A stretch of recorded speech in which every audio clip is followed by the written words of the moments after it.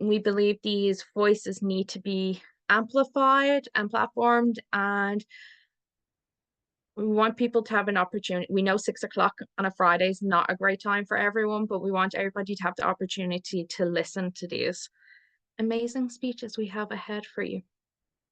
So, if you are all fed up with my pre-rambles, um, I'd like to introduce Jennifer Phillips, who is the first to speak today.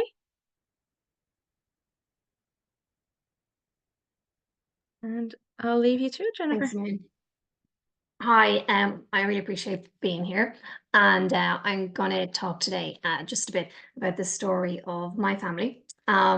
We have more neurodivergent diagnosis in our household than I think windows and doors, and we're all about embracing that. And I just wanted to chat a bit about raising activists or self-advocates.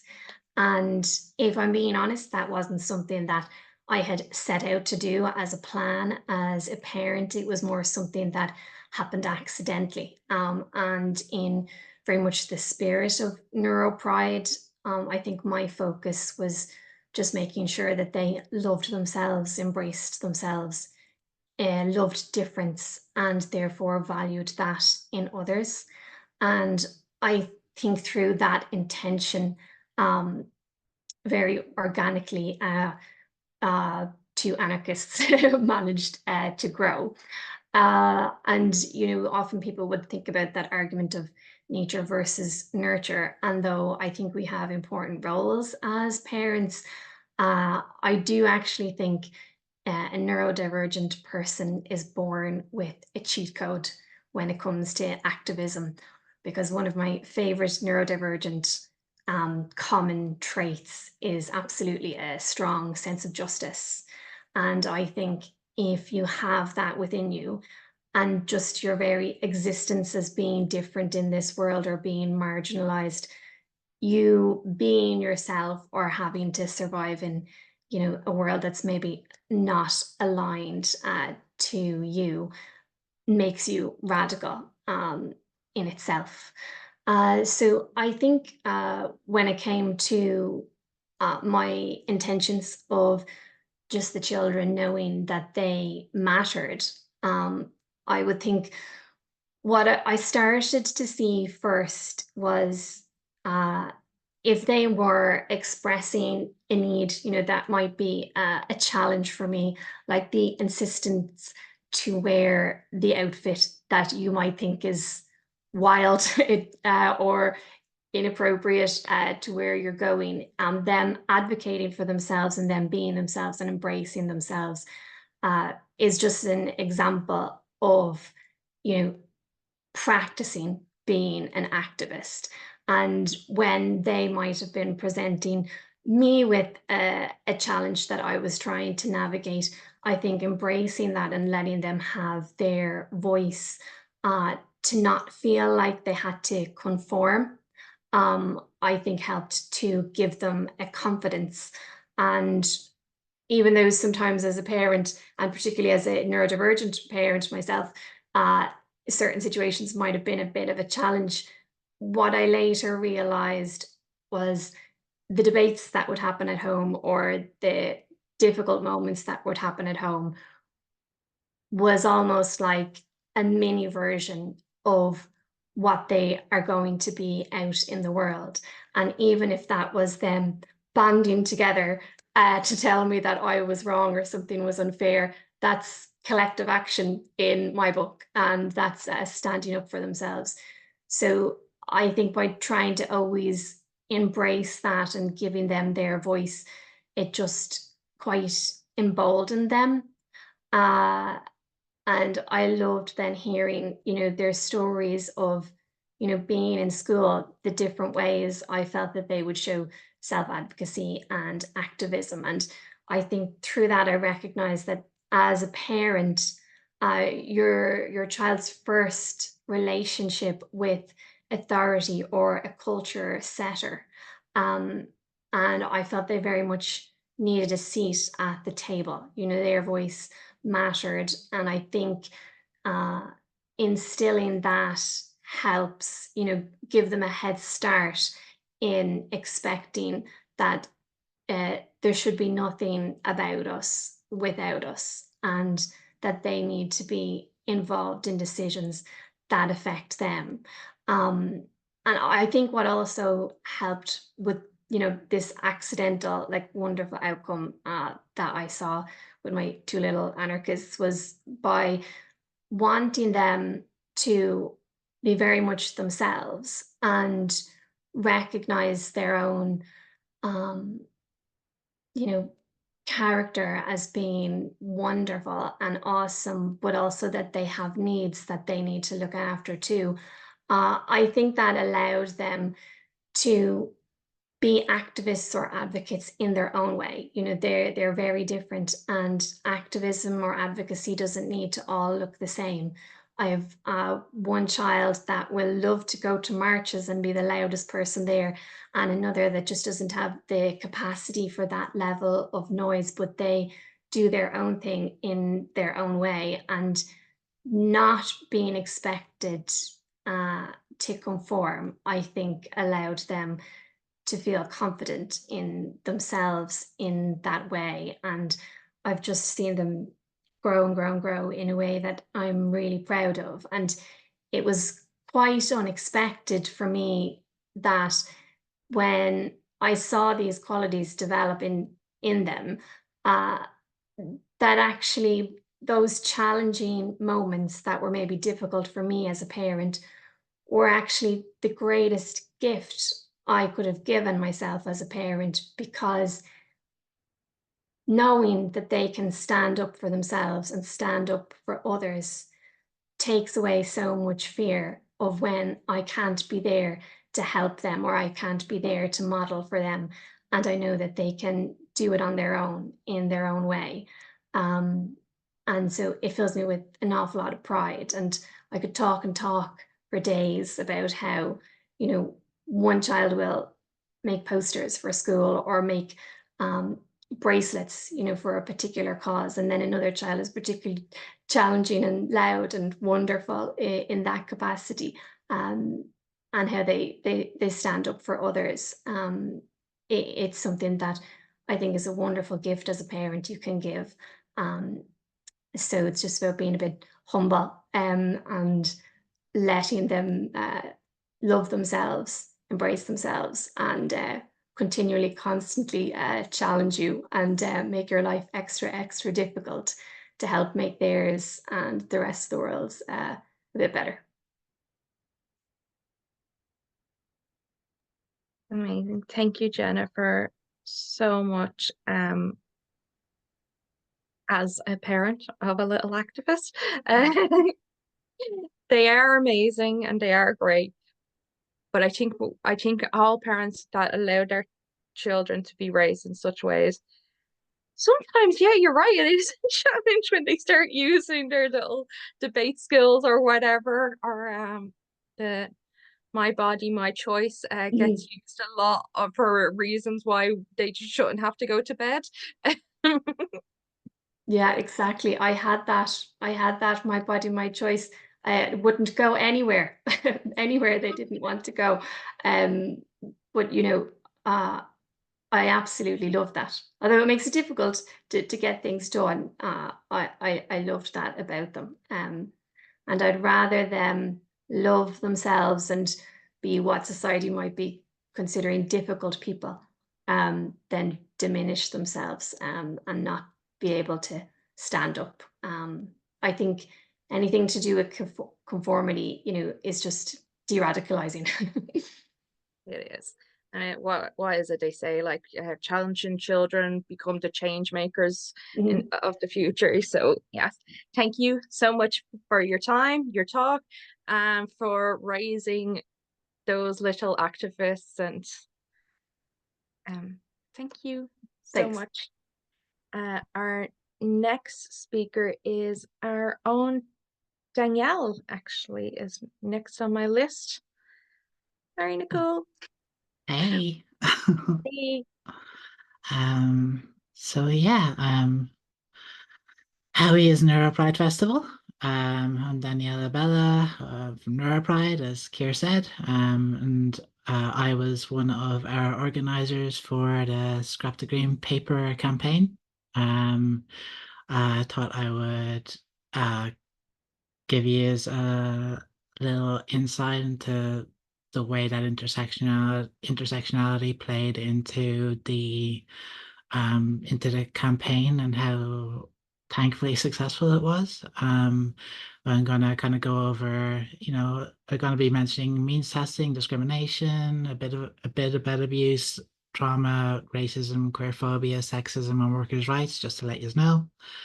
Um, so when Neuro Pride, Disabled Women Ireland, and Disability Power first came together to plan a protest opposing the Green Paper on disability reform, none of us imagined that we could really defeat it.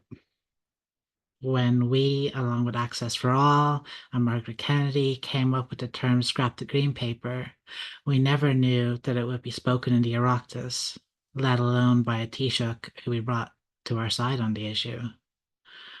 When Chronic Collective joined us and we organised our second protest on O'Connell Street, we had no idea that disabled rights would capture this much public support. Disabled people are often isolated by government policies where we have to fear participation in the world in case we lose our hard-won and much-needed supports. But when we are able to come together to see each other, to hold responsibility in disabled persons' organizations, even if we can't get paid for it or collect money for that, we are able to see how powerful we really are. This power contrasted with the image of disabled people that the media and Irish government push. They would have you believe that we are weak, pitiable, and incapable of achieving a basic standard of living, but together we fought for a better future. For the first time in our memories, DPOs, service providers, and carers fought side by side for disabled rights. We saw how much we have to gain from working together through differences and by meeting each other's needs as best we can. Scrap had people of so many different disabilities involved in various roles, but it was important to us as a cross-generational, multi-gender, multi-sexuality, multiracial, and non-partisan movement that we work to keep each other safe, as well as anybody who might decide to join us. Solidarity was core to our campaign, from the LGBTQIA plus community, like supporting organizations Plus Ireland or Wexford Pride, student unions like TCDSU and USI, feminists like Rosa, abled people, workers, artists like the Project Art Centre. We aim to make sure our movement stayed welcoming and inclusive, and it allowed us to build a popular front against it. Nobody will ever get it perfect. We didn't, but we know the principle is one we must always strive for in each of our organizations. We must pay attention to how our struggles are connected to each other, like how ableism, taking bodily autonomy away from disabled people, was central to the transphobic CAS report in the UK, which is informing Irish policymakers now.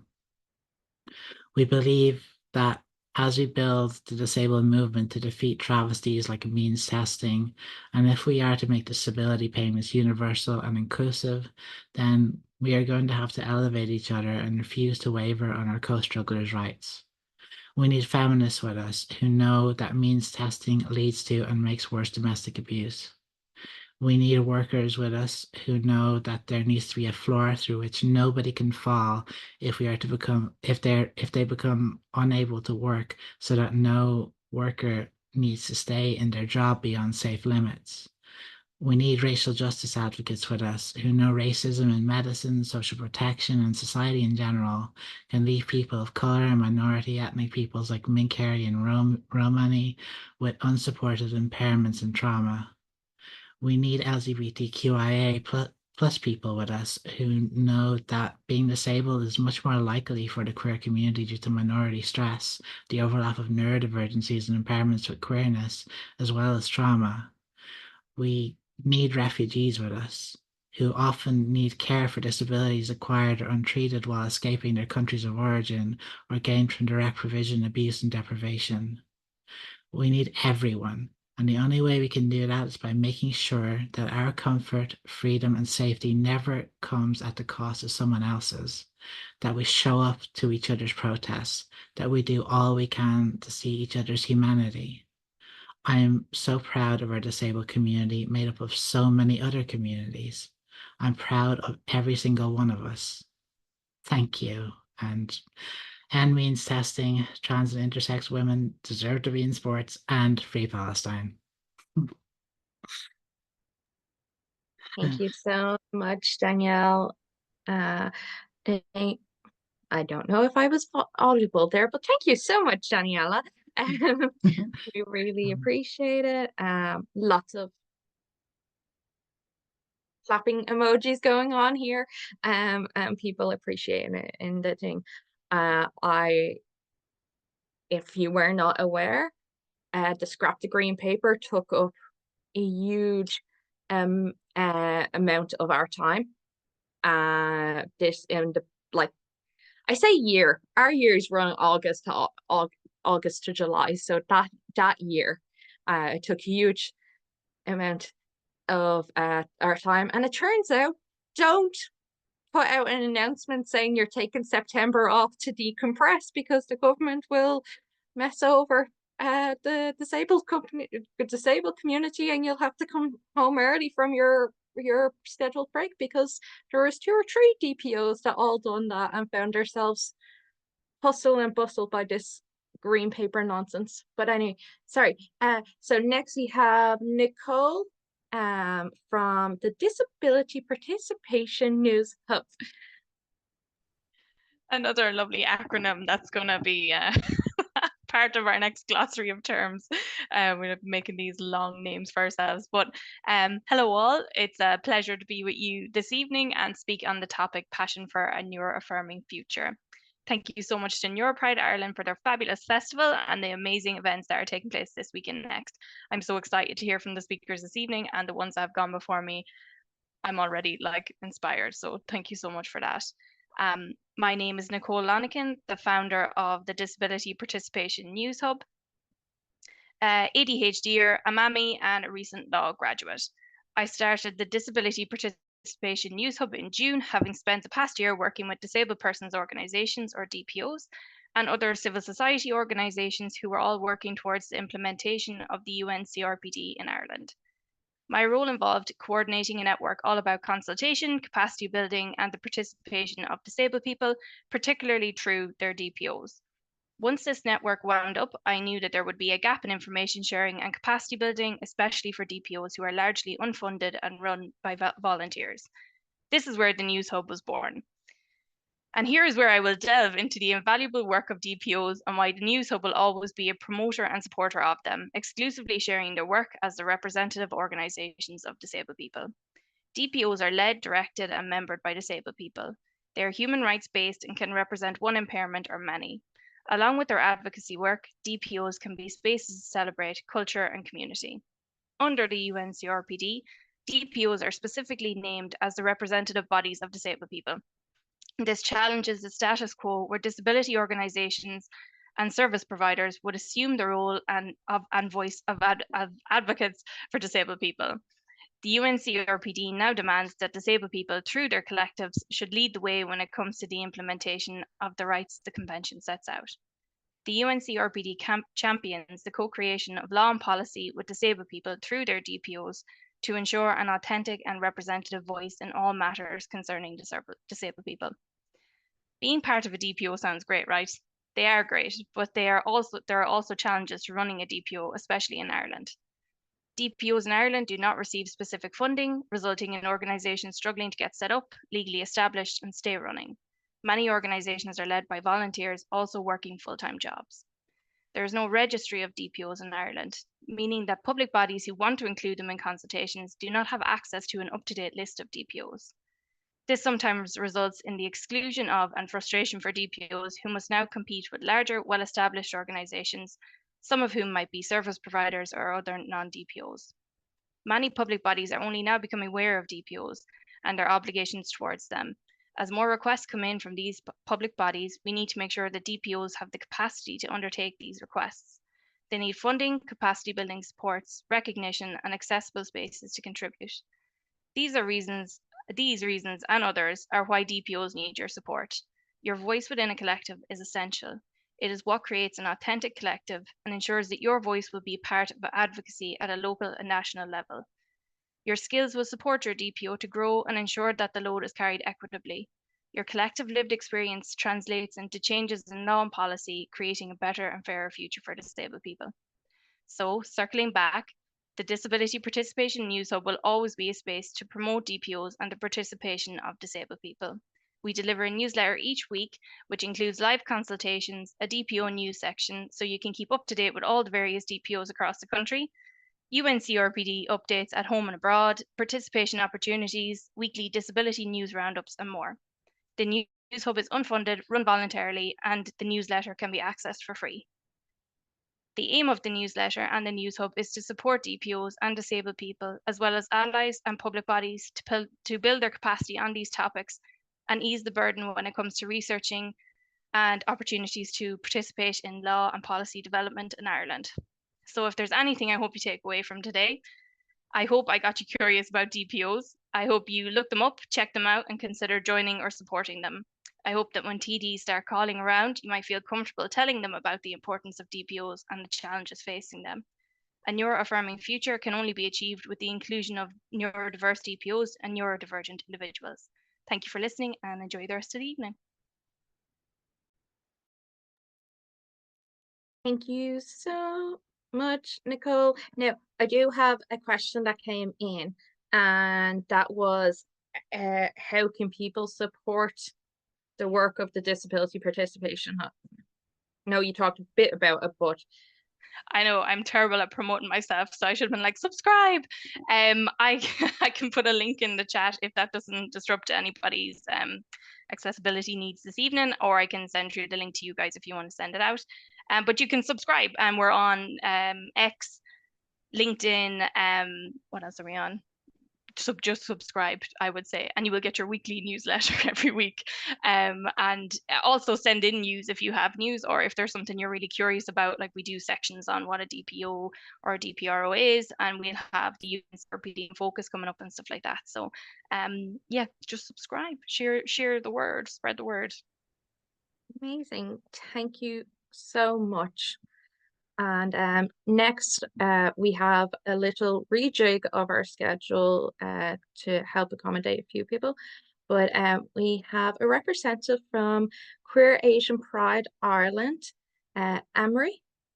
I hope I'm pronouncing your name correct. Yeah, hello. So what I wanted to talk about today, it's kind of similar to what Jennifer was talking about, as in there's no, I guess, correct way of advocating for a disability, or in my case, autism. So mine's kind of anecdotal. I was one of the community leaders for an autism charity in Ireland, but I left because they had quite a black and white view, and I did appreciate that. So I'll just give my little story. I had submitted in a personal essay. Basically, they wanted people to submit personal essays about their experience of living in Ireland with autism, or just an autism anecdotal experience. And I had written an essay, and I think they might have thought mine was too personal, because at the beginning they were like, "This is well written. This is an important topic to talk about in the autism community." And then a few months later, they were like, "It's not accepted for design." And part of why I think it wasn't accepted, because it was probably not fitting their idea of like a marketable version of autism. It was an uncomfortable version of autism to what they're used to.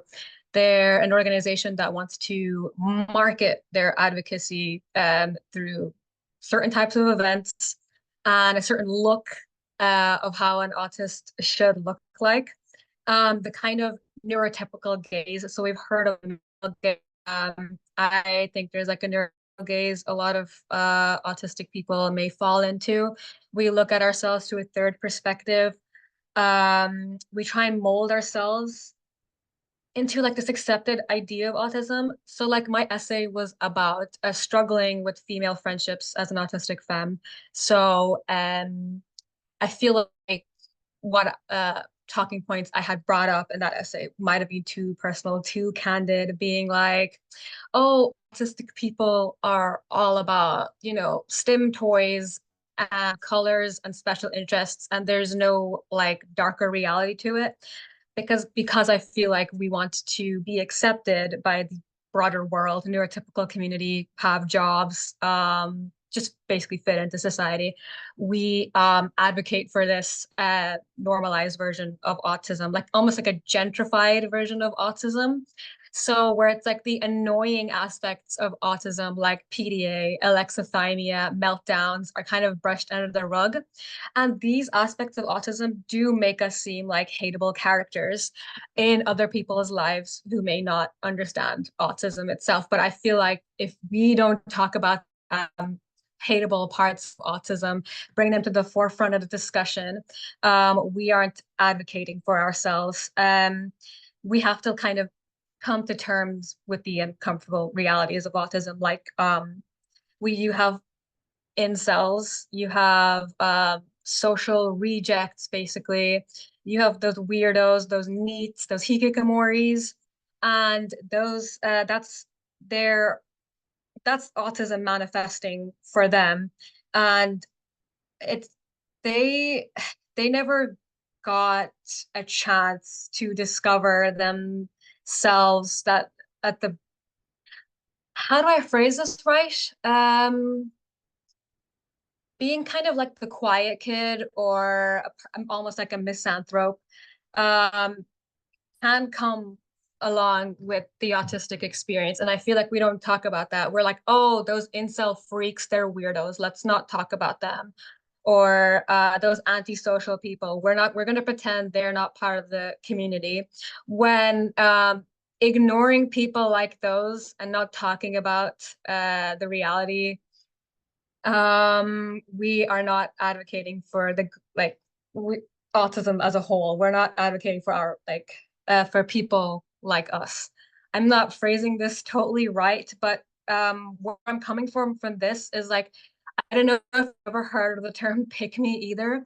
It's kind of like ingratiating behavior towards, I suppose, men, which women might do, so they can be picked by the other party. I feel like a lot of neurodivergent people do this, where we really want to be accepted by neurotypicals by not being too much. And kind of like how Jennifer was also talking about, like her children express their advocacy in their own way, not afraid of being too much. So that's kind of what I want to advocate for, because we advocate for ourselves by talking about the uncomfortable truths about autism. Again, it's not all STEM toys and, oh, my special interest is cats. It is that too. We can include that too.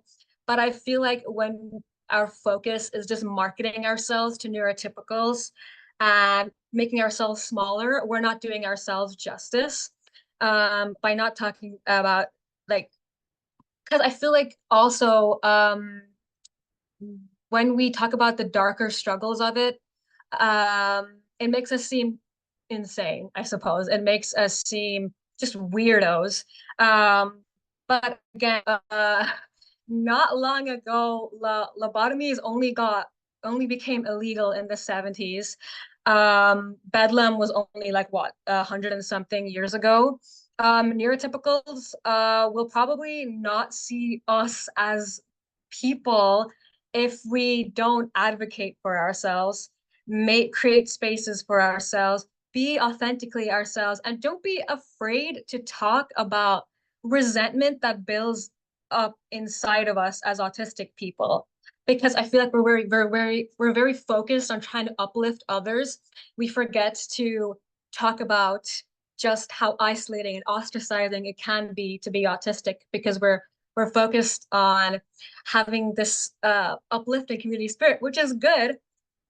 But lastly, I want to talk about kind of normalization theory. So normalization theory is a theory that was developed in the 60s in Sweden, where they wanted to basically what do you call it? Make disabled people very much fit into society, do everything the same as neurotypical non-disabled people. But it was basically accepting some degrees of disabilities to the point where you're not burdensome or seemingly hostile or belligerent. So basically, they accepted the disability as long as you're not like too disabled or too autistic. And it's kind of a theory that you treat everyone to so to treat everyone the same is to expect the same from everyone. And I don't think that's right. And I think we as an autistic community, and I think what Neuro Pride is doing is great, because I'm in like pride spaces, I'm in other kind of activist spaces, and I don't see much disabled activism in them. So I just want to say thank you, Neuro Pride, for letting us just talk about this. It's an important thing you guys are doing, so thank you. Thank you for sharing that. I think there was a lot of love heart stuff going on and claps coming into me. So people were grateful for what you had to say, and I am extremely grateful. We do talk a lot when we're out giving talks to parents and to people. We talk a lot about this helpful reality, which is we can't ignore those bits of us that are uncomfortable for the neurotypicals, this type of way. That's not helping anybody when we ignore them. So thank you so much for bringing that to the forefront. Next we have Rosaline from the Trans Healthcare Action. Okay, hello. So my name is Rosaline, as you just said, and I am an autistic trans woman, which is, to be honest, a sentence that has taken me a very long time to be able to say, which I'm sure many of us would find familiar. So I'm speaking today on behalf of Trans Healthcare Action, a trans-led, volunteer-run community organization advocating for an Ireland where all trans people can access the care we need to thrive. We know gender affirming care saves lives, right? The evidence shows us that, and many of us have experienced that firsthand. But today in Ireland, we confront a system that fails us, a system that enforces an aggressively invasive gatekeeping model of care. This system harms all of us, but it especially discriminates against and excludes neurodivergent people. The evidence itself is damning. Irish trans healthcare is in crisis. From a wait list of a decade long with damaging psychiatric evaluations waiting for us at the end, and the denial of essential services from our GPs, we face inhumane barriers at every turn. We are denied care simply for being who we are. We're denied simply for being different. We can be denied care just for being neurodivergent. We're forced to look abroad for gender affirming hormone therapy and surgeries because this care essentially doesn't exist here. And that's not by accident. It was built this way by those who wish to control our bodies and control our lives. Many are stranded on waiting lists with no sign of change, worried they may be forgotten about or excluded. Some people have been denied care at primary levels. Some worry about the cost of using the fairly limited private systems. Many neurodivergent trans people worry they will be disregarded or not taken seriously when they do finally manage to speak to someone. They worry their voices will not only not be heard, they will be actively excluded and rejected. This is a system that has abandoned all of us and left us to fend for ourselves. Over a decade of waiting for care is just no care whatsoever. But we cannot become disillusioned with these injustices. Instead, we really need to channel our collective outrage into action, fueled by the vision of a better future. We must fight for an affirming system where we as trans and neurodivergent people can freely be ourselves. We must fight for policies that protect our bodily autonomy and our access to care. We must fight to give trans and neurodivergent people power over their own care. We must fight for a future that we can just simply exist in. That future is possible. We know it needs to change. The research and our own lived experiences make that abundantly clear. Trans Healthcare Action's vision for the future is one rooted in the informed consent model community-based care, and co-production. This means an end to the gatekeeping, an end to pathologizing things, and an end to centralization. We want in Ireland where we visit our primary care providers to access gender-affirming hormone therapy and blood tests. This means your GP, your nurse, your local sexual health clinic, they can provide this care and they should already be providing it. It's time for us to build a system that upholds our agency and autonomy, and we must be consulted at every interval when creating it. Neurodivergent trans people must have a seat at that table. Our vision extends beyond just ideas. It's a call to action, a call to dismantle the current structures that deny us our fundamental rights. It's time for us to reclaim our humanity and to demand access to self-determined trans healthcare. And we do this through collective power. Through our own medical advocacy, we've been building a database of GPs who provide gender-affirming health services.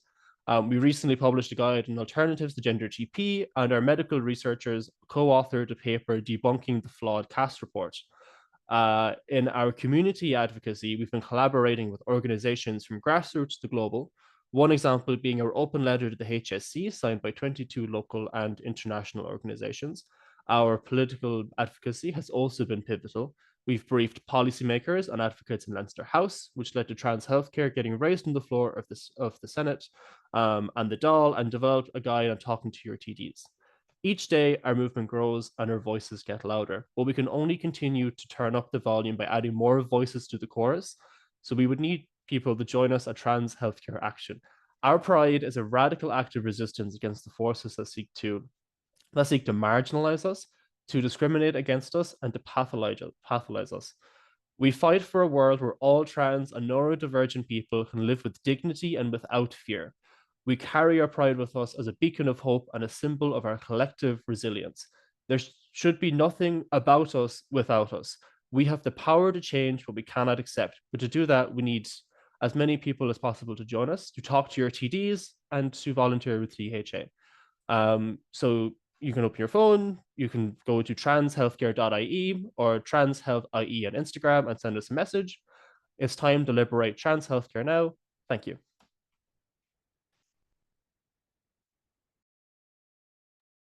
Thank you so much for speaking today, and also for all the work that Trans Healthcare does, because Trans Healthcare Action does, because it is amazing and it is something that has to stay in the forefront of our minds.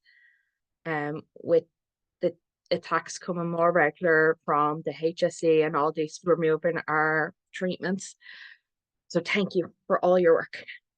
Next, we have Stephen from Stammering Pride Ireland.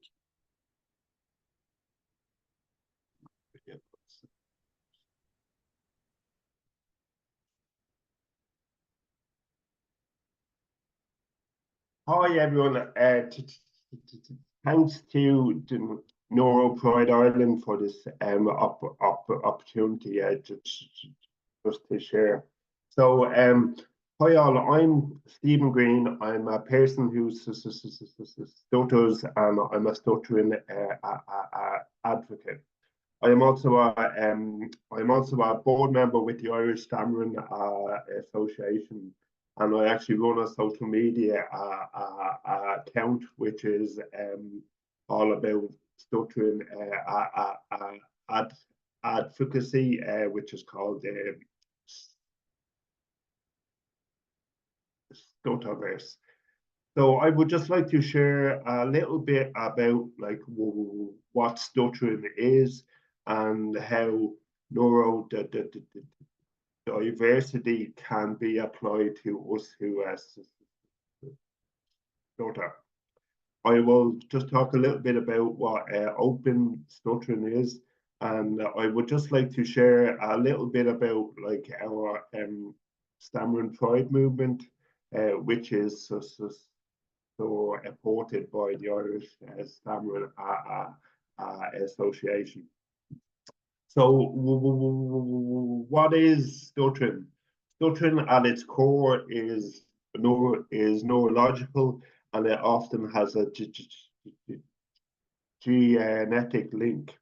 Stuttering is an involuntary feeling of losing control or being stuck while speaking. Common reactions to this feeling of stuttering are like part word repetitions, prolongations, and blocks. However, people can react to this feeling in a myriad of ways. So stuttering is what we feel and how we react to that feeling. Stuttering has he's historically been viewed as a fluency disorder, where stuttered speech has been less desirable than fluent speech. Speaking fluently has been seen as the right way of speaking. In TV, films, books, people who stammer have been portrayed as less intelligent, nervous, incompetent, and even devious. So, what message does this give? That people who stammer are doing something wrong. Thankfully, things are changing with stuttering or organizations and speech therapy services, where stuttering is now being recognized as a difference and not a defect. Neurodiversity alternatives to the medical model can be applied to stuttering in this way. Neurodiversity is the interaction between the person who stutters and their environment. The environment can be reshaped to reduce this stigma. In this model, fluency should not be the goal. Rather, diverse speakers should be accepted for who they are, namely people who stutter. So I would just like to share the following just paragraph from Dr. Chris Constantino, who is a person who stutters and a speech therapist. This will hopefully give you a insight into just what I'm talking on. This resistance to stuttering does not just exist in our minds and mouths. It exists in our environments as well. We try not to stutter because we know stuttering has consequences. Maybe we have been ridiculed in the past or experienced discrimination at work. So society does not expect stuttering and makes little room for it. Another reason to stutter is that it defies these social norms. Stuttering openly can be an act of civil disobedience. We make space for stuttering by stuttering. Stuttering shares a part of ourselves that society is uncomfortable with. So society needs desensitization training. The more we expose it to stuttering, the more comfortable with stuttering it will be. By choosing to stutter now, we make it easier to stutter in the future. So what is open stuttering? Open stuttering basically is when we don't feel the need to control or to conceal our moments of stuttering. It can be a journey to get to at this stage. due to the stigma that many of us who stutter have experienced in the past. So what is stuttering and stammering pride? Stuttering pride is the belief that stuttering voices are valid and important. It is a hope for a future where people who stutter are respected and included. It is a movement to create this change and to celebrate stuttering culture. Stammering pride or stuttering pride is a growing movement in the community that aims to change the view that we are doing something wrong when we stutter. Instead of feeling shame, it encourages people to take pride in the way that they speak, to see stammering as just a different way of talking rather than a less valuable one. To learn more about stammering pride and in particularly from an Irish perspective, I would encourage you to visit Road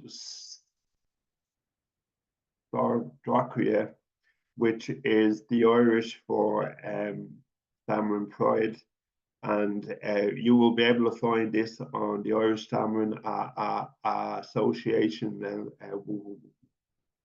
website, and by just clicking into the Stammering Pride section.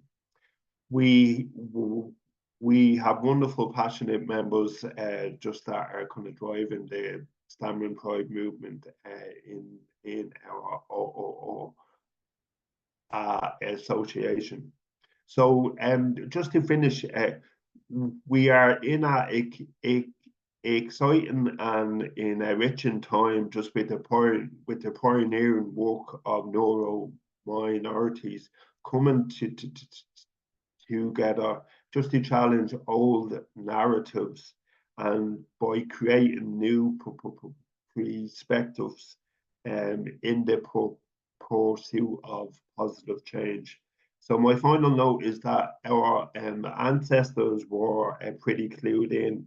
So in the 12th century, in the book of Leinster under Greene law, stuttering was entitled to time. So actually there was a law in the 12th century that actually stated stuttering was entitled to time. It is one of the most important things that people can do for us who stutter, is to just give us that time. So I'd like to thank you. Thank you very much. Thank you so much, Stephen. And I am going to put those links in the chat for everyone. There we go. Thank you so much for your time and for bringing very interesting perspective and very important perspective to the conversation. And next we have MAQQI. If you're here, MAQQI. Yep, I am. I'll even put myself on camera. How about that? Yes. Hi, everyone. I'm MAQQI. And I have no proper definition. This is a wandering troublemaker. I suppose I could describe myself as a neurodivergence theorist and educator, if I wanted to make it sound grown up, but also a collector of cats and a variety of other things. What I'd like to talk to you about is an idea that I think is essential to the success of what the whole Neuro Pride Ireland project is about ultimately. And the Facebook community group is at the core of that, and you'll see why in a sec. So basically, simple question: what do we all want? Why are we here? What is it that motivates us in all of this? And I think the answer to that is straightforward enough. We all want change. We want change for the better at all levels. And we even have a word for that, revolution. It's a word which maybe makes people feel edgy, and that's fair enough. I can understand why it's got a reputation, but I think we just need to be clear that every good thing that we have in our society is as the result of activists of some kind or another bringing about some kind of a revolution. Revolution is what brings the change that we all need to make our lives and the generations that follow us make their lives better. So we should need to embrace that word, not treat it as something scary.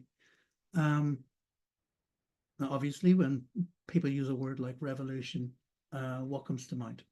Things like guns, flames, overthrowing the government, barricades in the streets, all that kind of stuff. But what really makes a revolution is the people, not what the people do. And it's the determination of those people that drives a successful revolution in a society. The revolution is the people. And I think we need to accept that and be glad of it and enjoy using that word, because it is a powerful word. And that's what we're doing here, right? That's why we're here. This is why we're all here tonight. Well, we have this festival each year, why there's a Facebook group where community get to meet and join up and share ideas, and why there's a YouTube channel, Instagram, and all the rest of it, and why all the campaigning at the door, all of that stuff, ultimately, it's towards one goal, revolution. And there's one thing you can notice about all of those things I'm listed off and the many other things that Neuro Pride do. And that there's not just one way to go about this. Let's go back to what I said about overthrowing the government and barricades in the street and all the rest of it. That's what people usually think of when they think of revolution. But there's more than one way to carry out a revolution. And honestly, if you look at any successful revolution, it's never been one tactic that's made it work. It's the combination of multiple tactics. And like I said, a revolution is people. So that means multiple different tactics coming from multiple different people with different approaches, which is good because that means that people with different skill sets could all play their role together. And one of the big problems we can often find is that you have people who say, I want to get out in the streets and I want to march and I want to protest. And other people want to write articles and journals and learned pieces of intellectual approaches to things. And other people want to go and petition the government, and other people want to organize community, so on. And all of those things are valid things to want to do. And if somebody's good at that, then they should be doing that. And what we need to not do is look at these things and say, well, I like organizing community. I know how to do that and I'm good at it. So that's how you do it. Whereas somebody else is saying, we have to go and force the government's hand and get them to pass new legislation. That's the way to do it. It's not. Neither of those are right. They're both right and they're not right, because together is how it works. It's those multiple approaches. And those multiple approaches come from different people. So the theorists matter, the debaters matter, the strategists matter, the people marching in the street, they matter, writers matter, like dancers and artists matter, the people who are just meeting and talking in cafes, who are making friends, who are giving people a kind smile, helping somebody out at an event, they all matter, because it's all of those things together that makes that revolution work, because it brings everybody in, gives everybody a job to do, makes everybody feel needed. But it also hits on every level. There's no part of society which isn't being impacted. It's not being pushed. It's not being asked to take a step further and put forward change, because you can't make change from the top without paying attention to the base, and you can't make changes in the base without changing what happens at the top and everywhere in between. So let's respect each other's contributions, right? We've had a variety of people talking already tonight, and we had people talking yesterday, and we'll have more different perspectives coming out all through this week on different topics, different angles, different approaches from people with different experiences and different skill sets.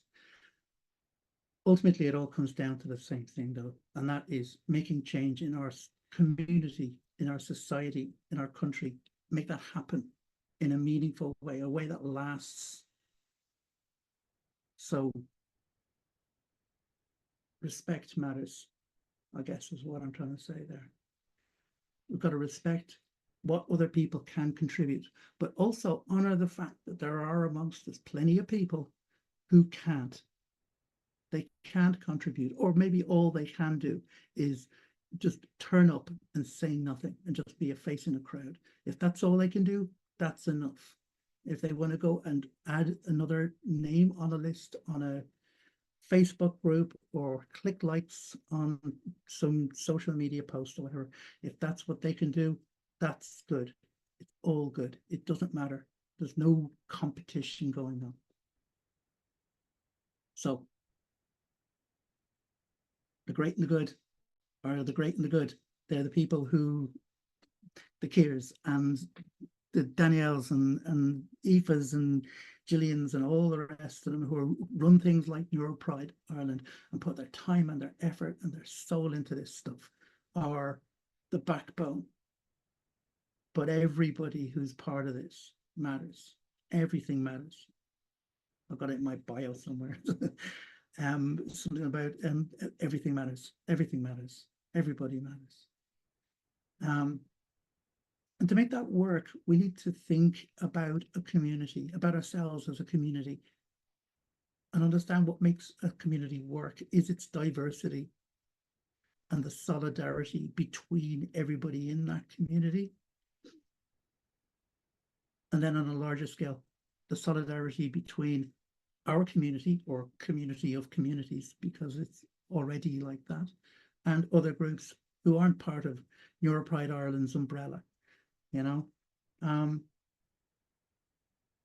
we're strengthened by our connections, our strong connections to Ireland's LGBTIQI plus community and to other disability groups and other marginalised social groups in Ireland, working together, collaborating, getting their heads together and making it all happen.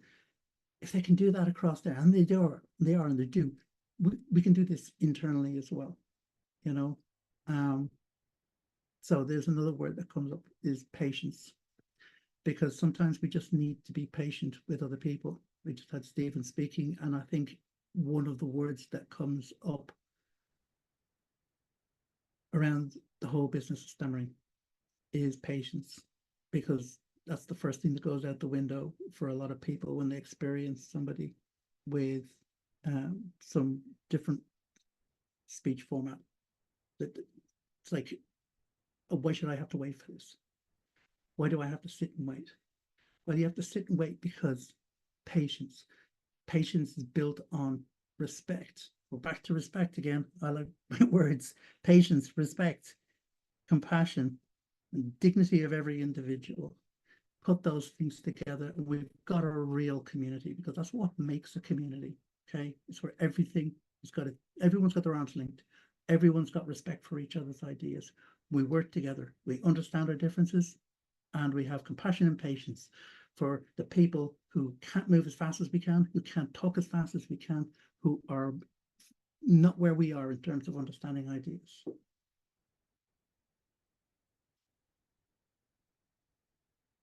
If we're going to have a revolution, the revolution we want, which is the future for Ireland, where all of us are given dignity and respect that we all are entitled to, that we all deserve.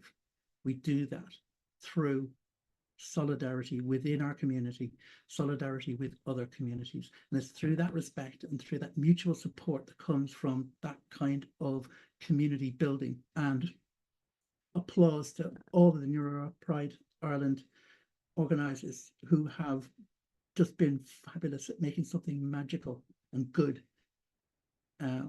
It's really successful, and it's at the heart of why Neuro Pride Ireland is a success at what they do.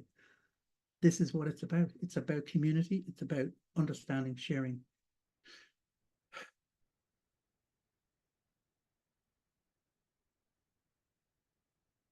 Essentially, the passion of one person, going for the passion theme, the passion of one person for change, to make that change, the effort they put into it is always admirable.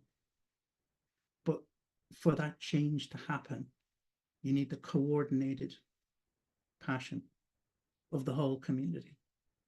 Even if it's just a smile, even if it's just turning up and saying nothing, being part of it isn't just good in itself. It's what actually makes it all happen. And I know this because in my past life, I've been an organizer of stuff, and I know there's nothing that lifts your determination so much as seeing more people turn up than you thought were going to turn up. That's what makes the difference. You think we're making change. This is change in itself. So that's my little rant. Thank you very much for listening. Have a great Neuro Pride. And I will see some of you at least hopefully tomorrow for my next exciting installment. Excellent. Thank you so much, MAQQI. I'm just jumping in because Kira's had to deal with something at home, as we were talking about. Our lives are, things can happen and change in an instant. So yes, I want to say thank you. You're right, we're all revolting. And yes, it is really, really important, as you said, that community building within our own community and with forging links with other communities is crucial and integral to actually making change. Because, to paraphrase really poorly, you can't know what you don't know. And the only way you learn what you don't know is by talking to people who do know.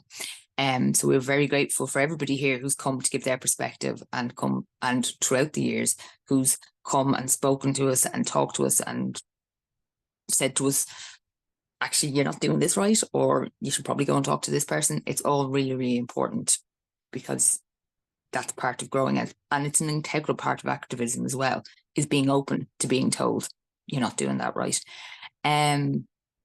So yeah, I'm going to move rapidly on to ask Aoife if they would like to speak. And they are also a contributor and an organizer with Neuro Pride Ireland. But they also do a lot of activism in their own right. So I would like to invite them to come and speak to us now. Thanks. Hi everyone. Hopefully my internet connection is okay. Fingers crossed you could all hear me. So I'm just going to be pretty much reading out the speech that I made at Trans and Intersex Pride this year. Hope that's okay with everyone. I'm sure some of you have definitely heard it before. But yeah, so I'm Aoife. I'm a trans non-binary organizer with Neuro Pride, and I'm also autistic, and definitely exploring some other neurodivergences among that. But part of the speech kind of focuses on something that is really integral to the health of disabled people, trans people, and intersex people, and definitely neurodivergent people among those groups, which is bodily autonomy. Something that we, number one, in this country do not have across many communities, and number two, the rights which we do have are being threatened daily, publicly, and explicitly.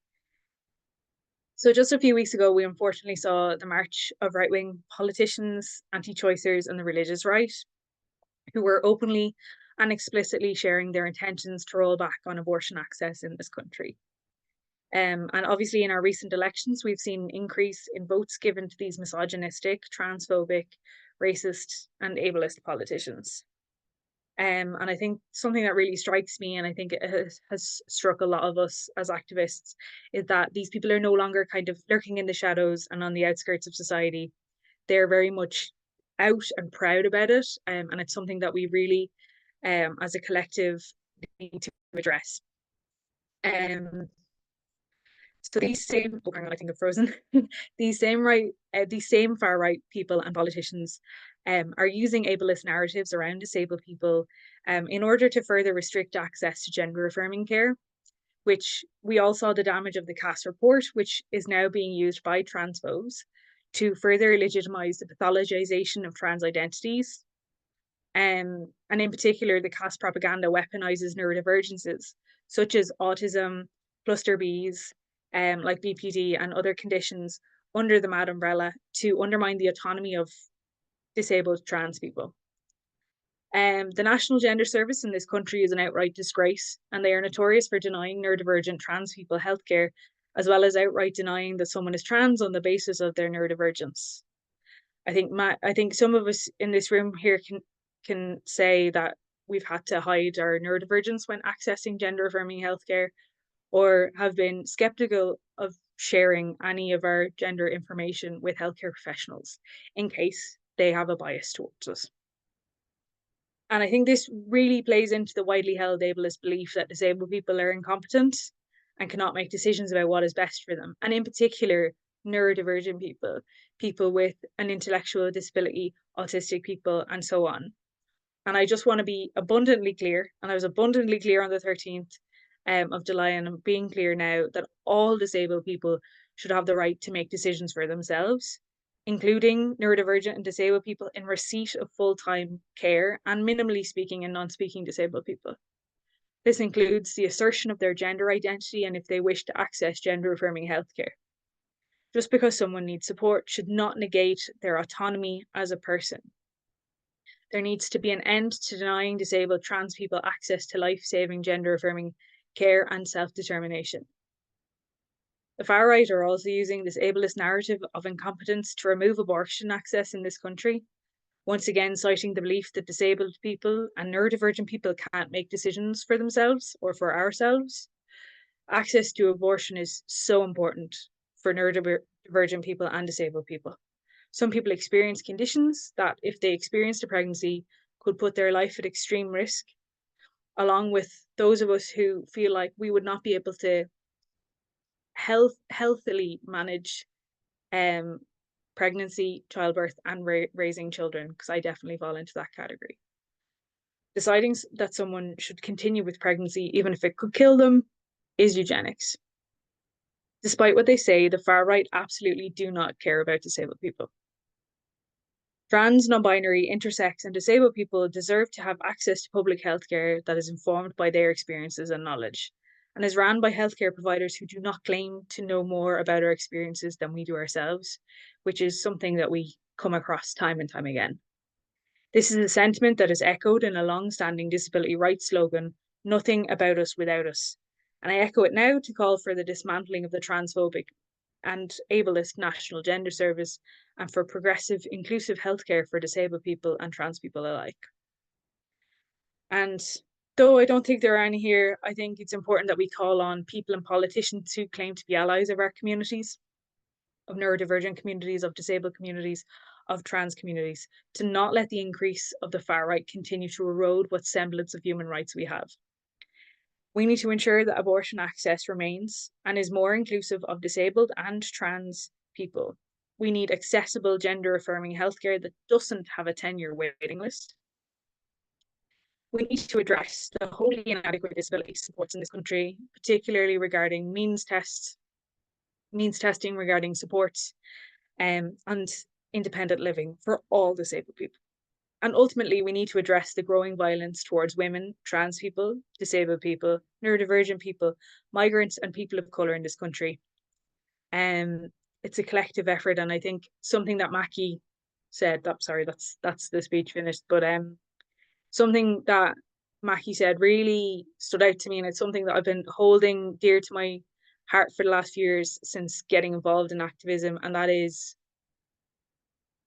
we're all fighting the same fight, but on different fronts, that we're all doing our bit, we're all participating in our communities and advocating for our communities in different ways. We've got Neuro Pride here, which is really attempting to create community and support for neurodivergent people who are historically very isolated. And yeah, that comes in many, many ways. And it really does warm my heart to see the different activists and different voices being represented this evening. And though we're talking about some challenging issues, it genuinely does bring me a lot of joy and confidence that we can keep going forward to address issues facing our communities. So yeah, thank you so much for having me, and I hope that was all fairly comprehensive. It was a bit of a last minute addition. I was a bit of a last minute addition, but thank you. Thank you, Aoife, for speaking tonight and for speaking for saying that speech at the Trans and Intersex Pride Dublin. We are very grateful to have you on the team. So next up is Bi Plus Ireland. Unfortunately, the representative of Bi Plus Ireland could not make it. However, I have a speech that I will read out on his behalf. I will say I used to be a volunteer with Bi Plus Ireland, and only in the last year did I leave for my own reasons, not because Bi Ireland isn't amazing. So I feel privileged to be able to read this on behalf of Bi Ireland. So hi, I'm Owen from Bi Plus Ireland. Bi Plus Ireland is the island's only organisation dedicated solely to Bi Plus people. As the only Bi Plus org, we strive towards making our space a safer space for those who are multiply marginalised, so that no Bi Plus person finds themselves without a community. For reference, Bi Plus refers to bisexual, pansexual, biromantic, and any other identity that falls under the bi umbrella. I became involved with the team back in 2021. So since then, we have done very few in-person events, as we are conscious that COVID is still a real risk for our members, especially those who are disabled. But pre-2020, Bi Plus Ireland used to run multiple monthly in-person events. I may not have been a volunteer back then, but I was married to one. And I can say with certainty that the thought and consideration that was put into organising those meetups was awe-inspiring. The team at that stage did not identify as disabled, though since then many of them have discovered, the majority of the team at that stage did not identify as disabled, though since then many of them have discovered their neurodivergent identities, and several have become disabled. However, even without a disabled team member in the in-person events, they were so conscious on trying to make things accessible. And this was not something I had witnessed in other groups at the time. At the time, my spouse was one of the event leads. And retrospectively, understanding their autism, it was no wonder that they were so particular about finding quiet venues without any bright lights. The team have always been aware of our large, multiply marginalised community, and Bi Plus Ireland have been consistently conscious of how to meet these needs. Whether it was during the country's lockdowns, providing multiple Zoom meetups a week at different times, so to accommodate parents and workers alike, or when organising in-person meetups, picking spaces where our members wouldn't be charged, as we are conscious that queer people are more likely to experience poverty than the non-queer community. Bi Plus Ireland knew to be accessible didn't just mean there was a ramp into the venue. You had to consider so many things. Is the path wide enough for wheelchairs? Is the room echoey? Can people attend without needing to purchase stuff? Is there multiple transport routes? Are children welcome as to not exclude parents? The list for picking a venue is long and ever growing, but it was one that the team is passionate about. As Bi Plus Ireland, we are passionate about intersectionality and recognizing that none of us live in a vacuum. We got things wrong. We still do. But every time we learn and we do better. And we thank the people for sticking with us. We thank the people who put themselves in vulnerable positions to inform us that we should have done better. We educate ourselves. But sometimes we need help, and we appreciate everybody who helped us knowingly or unknowingly, so that we could become a better community for our members. Because when you silo our identities, it can leave people feeling fractured or that they have no community to go to. We never want this to be the case in Bi+ Ireland. Many of us know the crossover between the LGBTQ+ community and the neurodivergent community.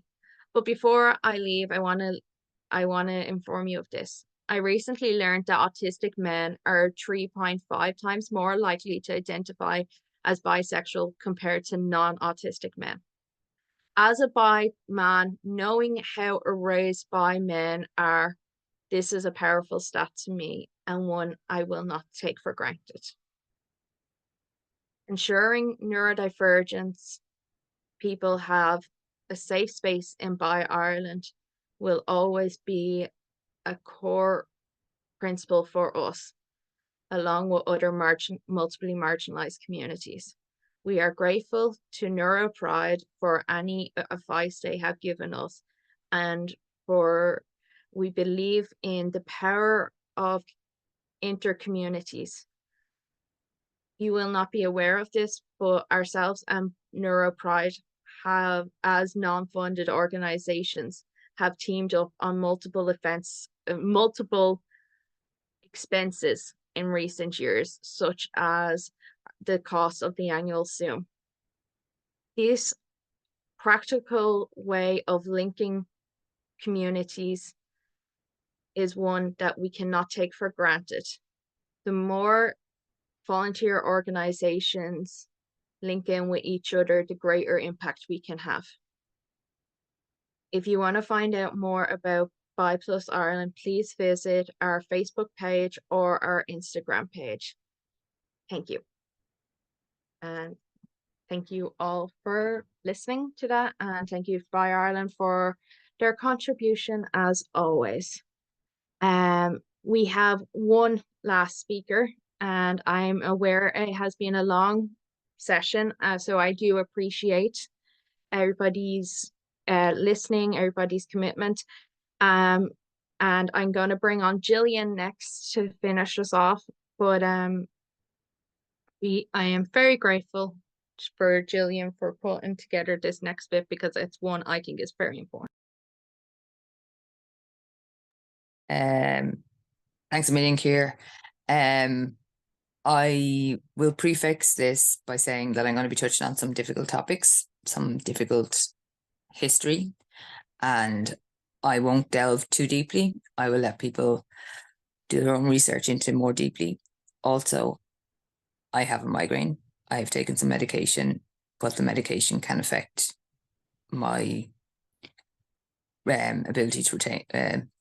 Well, here I'm demonstrating it now. It can affect my ability to access my words, and I am very sorry about this. It also means that I'm not in the position to host a discussion later on. But my sibling has very kindly said that they will step in.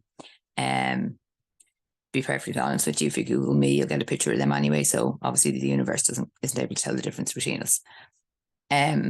So in order to talk about the topic that I'm going to talk about, it's going to tie in, it actually, unbeknownst to me, is going to tie into an awful lot of what other people have talked about already. But it's to do with a recent open letter from a number of organisations, but I want to focus in on the Psychology Society of Ireland and their signatory. They're one of the signatories to this open letter. But in order to develop a neuroaffirming future, we have to understand what neuroaffirming practice is. This is a graphic from a person called Sunny Jane Wise, and this is from their work. They're excellent. I'd absolutely recommend anybody to look them up and their resources. Their book, this is an image, a graphic image of their book, We're All Neurodiverse. And they look at the neurodiversity paradigm and what it means, but also what the way our society is and how it is focused. They tie in, they bring in the social model of disability, they bring in the human rights approach. But they also have a very good resource for practitioners around neuroaffirming therapeutic tools, which is something that is really, really needed and something that's really, really very, like, a lot of the therapy that people are able to access is not neuroaffirming, and it's definitely more focused towards a neurotypical audience. Anyway, I won't go on too long about that.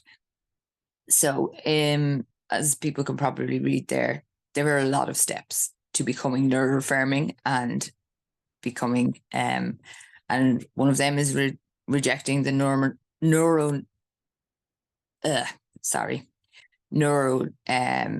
normativity, which ties into what some of the speakers have already referenced, in that we, even within the neurodivergent community, have a tendency to accept that there's a one way of normal and we're all diverging from it, which, is problematic in itself. Then we need to validate difference. We need to presume competence. Presuming competence is such an important part of having a neuroaffirming future. It is something that is integral to the work that we try to do in Neuro Pride. It is something that we will advocate for and push for, because it is core. It's a core principle to a neuroaffirming future. And what that means is seeing people as fully rounded, fully formed and fully autonomous human beings, regardless of whether they use verbal speech or not, regardless of whether they have an intellectual disability or not, regardless of whatever is going on for them, whatever difference is going on for them. So I just thought it was important to kind of have this visual image of what neuroaffirming practice is. I am really, really sorry that I can't, for those who might have visual impairments, that I can't read them all out. I just can't focus right at the moment. My eyesight is very, very blurry. But if you go on to Sunny Jane Wise's website, the images are there with graphic descriptions. Sorry, Aoife, could you go on to the next slide, please?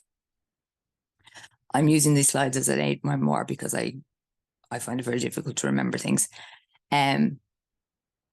So these are quotes from a man called Ola Ivor Lovas. And I was going to go describe who he was and then do the quotes, but actually you can tell a lot about the man by these quotes. So I thought it was really important to kind of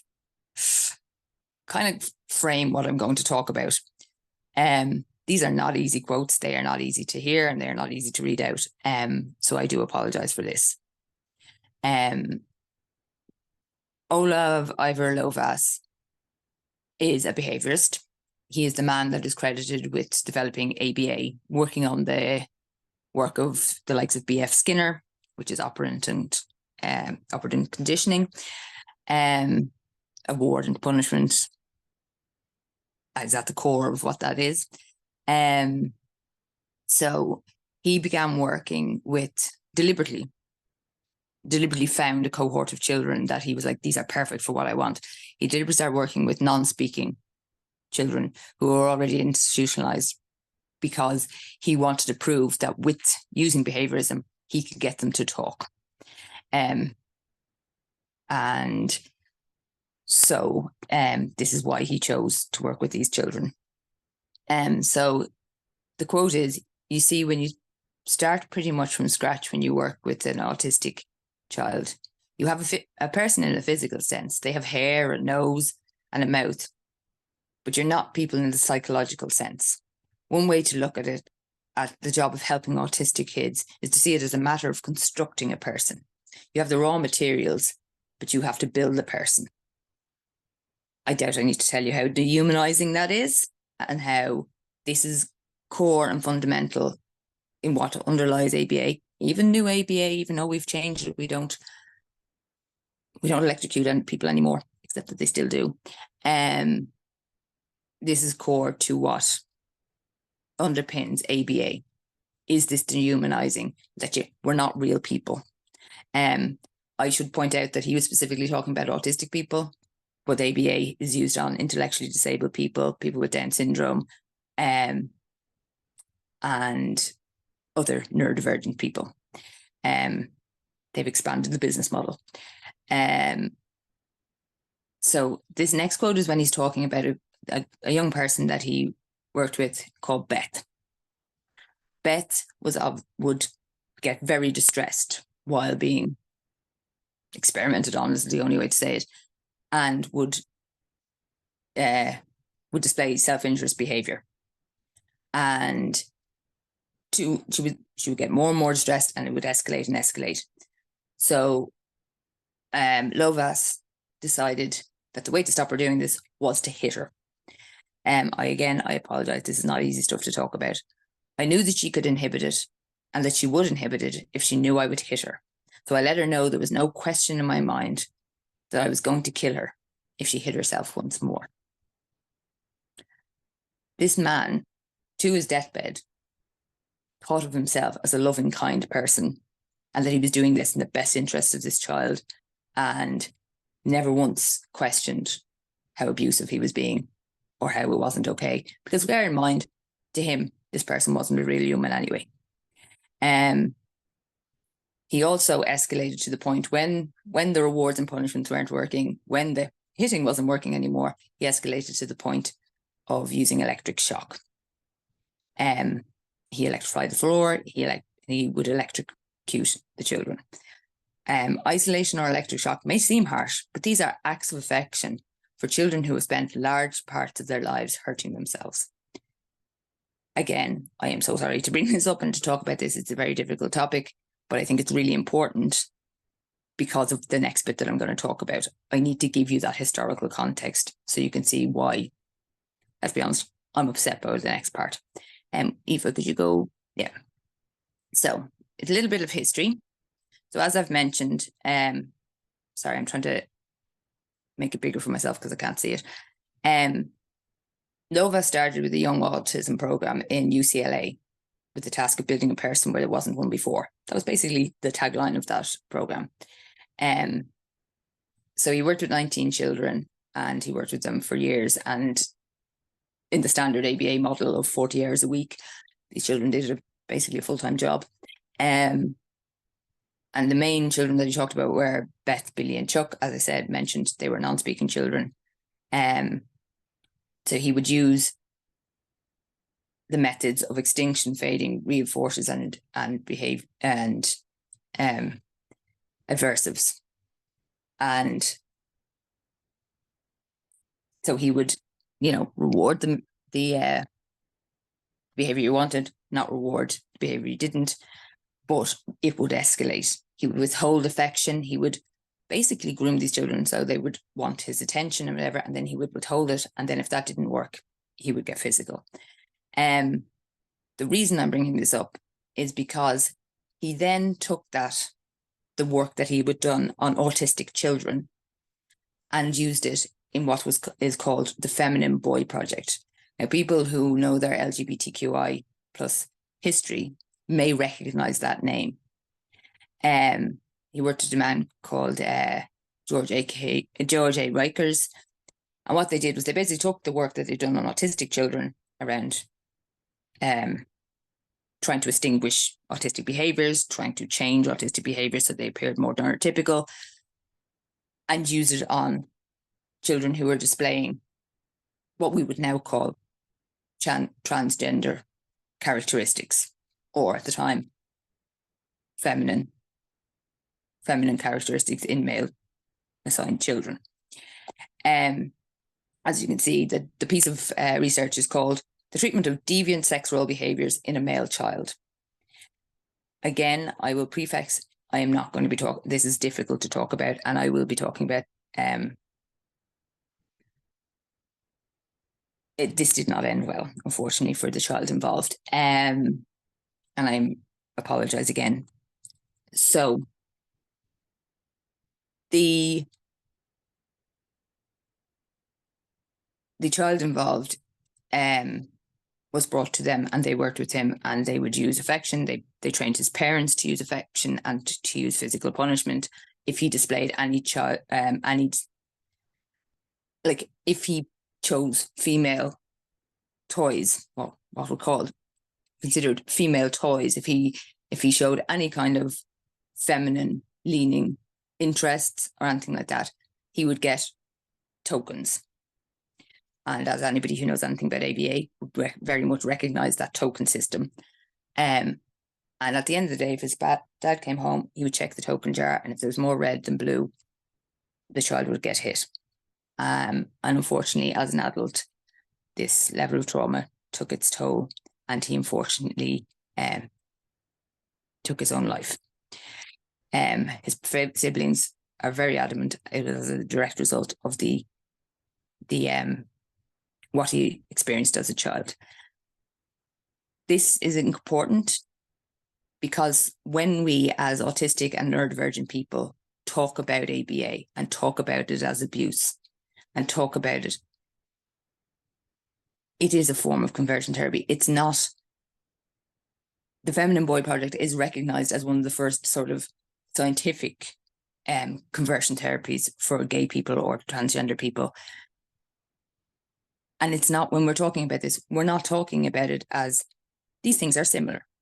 These things are kind of alike. These things are the exact same thing developed by the exact same man.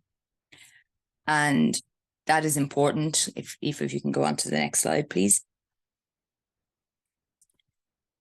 That this is an article that came out in GCN on the 12th of July in 2024. So this is this year.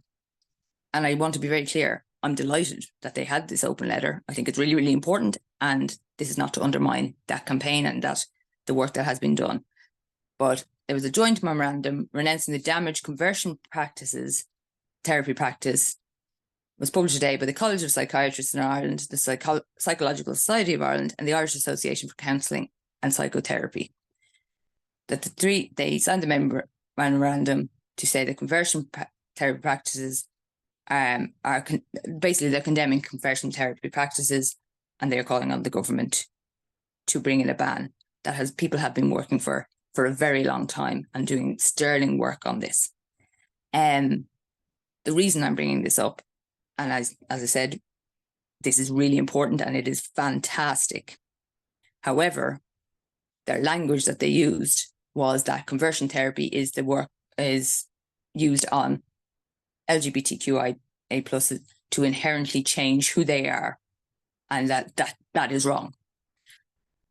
But it specifically and only mentions LGBTQIA+ and conversion therapy being used. It does not mention neurodivergent people. It does not mention anything like that. And this is where intersectionality is important. This is where working with other organizations is important. We need pride organizations. We need the LGBTQI+ community to advocate and work to change the language of the legislation, to leave a gateway for us, to not just limit it to LGBTQIA+, but to say that conversion therapies and behavioral interventions that seek to change people are not okay. And therefore, then we have a window, then we have an opportunity to use this legislation to then fight for ourselves. It's really, really important, especially given the huge overlap between the communities. If you could go on to the next slide, please, Aoife. And I'm apologizing that I'm delaying everybody. So this is why I wanted to bring this up. Sorry, the previous slide, please, Aoife. The Psychology Society of Ireland, while condemning conversion therapy, this is awful, it's wrong, we shouldn't do this to people, changing people, who people are is fundamentally wrong, have a division of behaviour analysis as part of their organisation. And these behavioural analyses have on multiple occasions in the past year, contacted the DAW, contacted the Disability Matters Committee to argue why what they're doing is different and it's not the same. And people who try to say it is are misinformed and are just angry autistics and shouldn't be talking about it. So they claim to promote and maintain official and professional standards among behavioural analysis. I don't know how you can say that you have ethics when you're fundamentally trying to change who autistic people are. And again, people will say, oh, but new ABA doesn't do that, blah, blah, blah. One of their aims on their own blurb about who they are is more appropriate or socially acceptable behaviours. It provides a framework for improving socially significant behaviours such as social skills, independent skills, communication, and decreasing challenging behaviours. So in other words, changing who autistic people are. I think this is really important that we push back against the Psychology Society of Ireland and be like, on one hand, you're saying conversion practices are wrong, and on the other hand, you have a subdivision of behavioural analysis. Those two things can't exist. You cannot say, especially given the history of conversion therapy, especially given that it was invented by the same man. Do not get me wrong, conversion therapy happened, or I keep on saying therapy, it's not therapy. Conversion practices exist before that. So yes, I just wanted to bring attention to it. And again, I apologise for delaying everybody. Okay. Thank you, Gillian. Loads of comments coming in, agreeing with you, talking about how we need to talk about how this is conversion therapy. Just so you're aware, people like what you were saying, well, not like what you were saying, but agree with what you were saying. And thank you, everyone, for all the amazing contributions. Really appreciate everybody's time. And how are we going to make these neuro-affirming futures? What do they look like, and how are we going to do it? I think for me, the unknown, it always fascinates me how we always seem to have a running thread without actually consulting with each other beforehand. And the running thread today seems to be the importance of intersectionality and intercommunity and intra-community working together. That's not the word I was going for, but that's the word you are getting. Thank you all so much. And this event will be up on YouTube in the next few days. If you have anybody that you think could benefit from hearing all these amazing speeches, and when I say if you have anybody who could benefit, let's be honest, everybody could benefit.